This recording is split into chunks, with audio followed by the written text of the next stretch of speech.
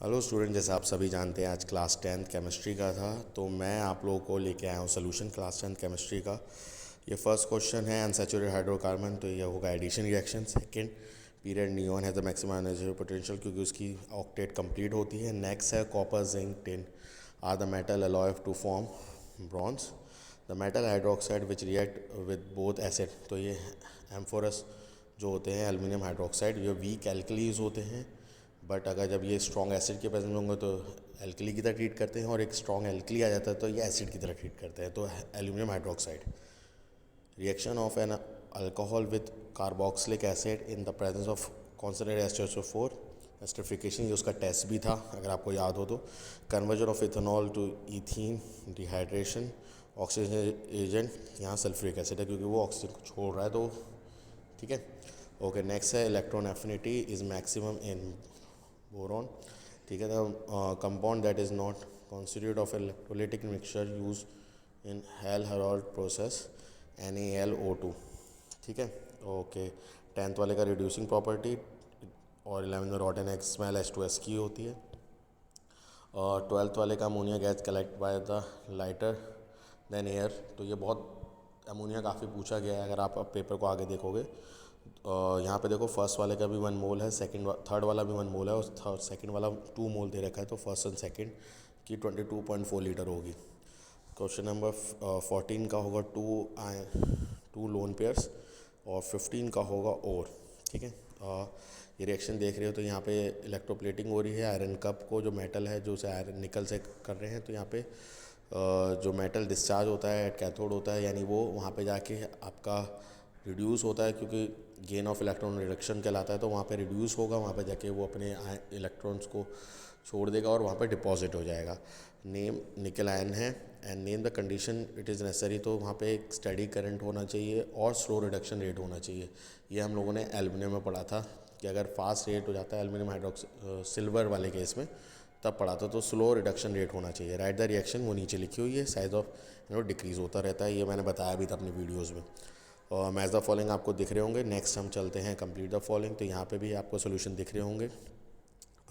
Yes, इसके बाद structure बोला था वो मैंने बना दिए हैं। नेक्स्ट क्वेश्चन नंबर 3 में फर्स्ट वाला कॉन्सेंट्रेटेड होगा, सेकंड वाला एक्सेस होगा, ठीक है। आयंस पूछे थे तो आयंस मैंने मेंशन कर दी हैं। उसके नेक्स्ट वाले में PQR था, तो PQR में RPQ हो जाएगा। नेक्स्ट वाला कॉन्टैक्ट प्रोसेस होता है, V2O5 होता है, और इसमें final product of N acid पूछा है, तो यहाँ पे आप SO3 भी मेंशन कर सकते हो, या फाइनल प्रोडक्ट जो बन के आता था कॉन्टैक्ट प्रोसेस में, अगर आपको याद हो सल्फ्यूरिक एसिड, दोनों लिख सकते हो। Define molar volume and normal salt, ये आराम से कर सकते हो। ड्रॉ द मीथेन बनाना था बना दिया, नाइट्रोजन बनाना था बना दिया। रिएक्शन सी वो मैंने कर दी हैं। नेक्स्ट नीचे इथेनॉल है फर्स्ट का, नेक्स्ट का इथेनोइक एसिड, फिर ethene. Question number 5, name the metal main metal that is use for alloy, तो ड्यूरेनियम के लिए एल्यूमिनियम था, स्टेनलेस स्टील के लिए आयरन था। ओके, डिफरेंशिएट बिटवीन, तो एक में इनसॉल्युबल होता है और एक में नो रिएक्शन शो करता है, ठीक है। बेरियम सल्फेट बनाता है, वो इनसॉल्युबल गलत लिखा है, वहाँ सॉल्युबल होगा, मतलब वो बनाता है बेरियम सल्फेट, और रिएक्शन इनसॉल्युबल होगी, निट्रिक एसिड के साथ होगी ही नहीं। और सैचुरेटेड अनसैचुरेटेड में ट्रिपल बॉन्ड और डबल बॉन्ड आएंगे, और सैचुरेटेड में सिंगल बॉन्ड आएगा। ओके, फर्स्ट वाले का 500 ग्राम है, नेक्स्ट का 10 मोल है, और लास्ट वाले का है 112 litre. Identify the gas evolve, तो वहाँ पे carbon dioxide and chlorine. Next है एक्स और वाई बता रखे हैं, तो इलेक्ट्रोलाइटिक डिसोसिएशन वाई का होगा, आयनाइजेशन ये मैंने बताया भी था वीडियोज़ में। ये अच्छे से प्रैक्टिस करना कि जो आपके आयनिक कंपाउंड होते हैं जब वो टूटते हैं तो उसे डिसोसिएशन बोला जाता है, और आयन एक कंपाउंड आयन बनाता है तो आयनाइजेशन बोला जाता है। तो ये थोड़ा सा फ़र्क होता है, पता होना चाहिए। आयनिक कंपाउंड जब भी टूटते हैं तो आयंस वो ऑलरेडी होते हैं, बस वो डिसोसिएट हो जाते हैं, अलग हो जाते हैं, तो इसलिए उसे डिसोसिएशन कहते हैं। ओके, इनर्ट गैसेस क्यों आयन नहीं बनाती, क्योंकि उनके ऑक्टेट कंप्लीट होते हैं, और covalent bond low melting point, क्योंकि weak electrostatic force of attraction भी बोल सकते हो, वीक अट्रैक्शन फोर्स भी बोल सकते हो, जो भी आपका रीज़न है।